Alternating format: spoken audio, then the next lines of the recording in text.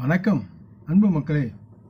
இந்த பதிவில் நாம் பார்க்க இருப்பது சிம்மராசியின் வாராந்திர கிரக ராசி பலன். இந்த ஜூலை மாதம் 15ஆம் தேதி முதல் இந்த ஜூலை மாதம் 21ஆம் தேதி வரை உள்ள சிம்மராசி பலனை பற்றி விரிவாக நாம் பார்ப்போம்.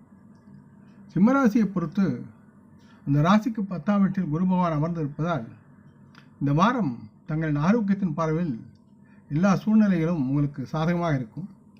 மேலும் நீங்கள் நல்ல மற்றும் திடகாத்திரத்துடன் ஆரோக்கியமான வாழ்க்கையை அனுபவித்து மகிழ்ச்சி அடைவீர்கள். இதனுடன் இந்த சிம்மராசியின் பெரியவர்கள் முழங்கால்கள் மற்றும் கைகள் தொடர்பான வழி சார்ந்த பிரச்சனைகளிலிருந்து விடுபடக்கூடிய சூழலும் இருக்கிறது.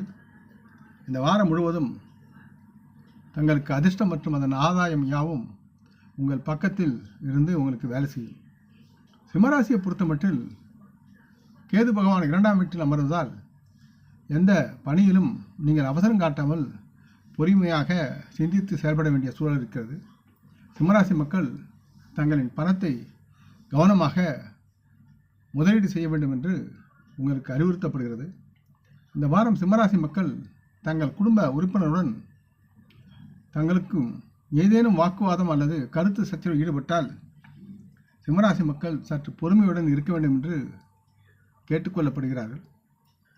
எதை சார்ந்தாவது நீங்கள் விவாதிக்கும் போது உங்களுக்கும் உங்களின் குடும்ப உறுப்பினர்களிடையே தேவையற்ற கருத்து வேறுபாடுகள் உருவாகும் வாய்ப்புகள் இருக்கிறது என்பதால் இதை மனதில் வைத்துக்கொண்டு உங்கள் குடும்பத்தினர் உங்களுக்கு எதிராக ஒரு மலையை போல் உருவாக்கலாம். அது உங்களுக்கு எதிராக செயல்படும்.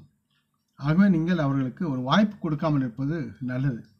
இல்லை என்றால் தேவையற்ற பிரச்சனைகள் உருவாகி உங்களின் மனதை கவலை கொள்ளச் செய்யும். நீங்கள் மன அழுத்தத்துக்கு ஆளாகக்கூடிய சூழலும் இருக்கிறது. அரசாங்க வேலையில் தொடர்புடைய இந்த சிம்மராசி மக்களுக்கு இந்த வாரம் பதவி உயர்வு மற்றும் சம்பள உயர்வும் விரும்பிய இடமாற்றம் கிடைக்க வாய்ப்பு இருக்கிறது. இத்தகைய சூழ்நிலையில் உங்கள் இலக்குகளை நோக்கி செல்ல நீங்கள் உங்களை தூண்டிக்கொண்டே இருக்க வேண்டும். அந்த சுறுசுறுப்புடன் அதில் கவனமாக நீங்கள் செயல்பாடு இருக்க வேண்டும். எக்காரணம் கொண்டும் அலட்சியம் தேவையில்லை.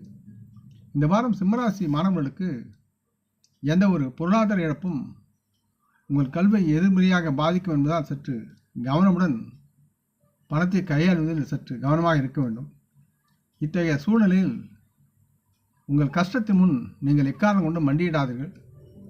மேலும் மனம் இறக்கப்படுவதை அல்லது கவலைப்படுவதை விட்டுவிட்டு அதிலிருந்து சற்றே வெளியே வாருங்கள். அதுவே உங்களுக்கு நன்மையாகும்.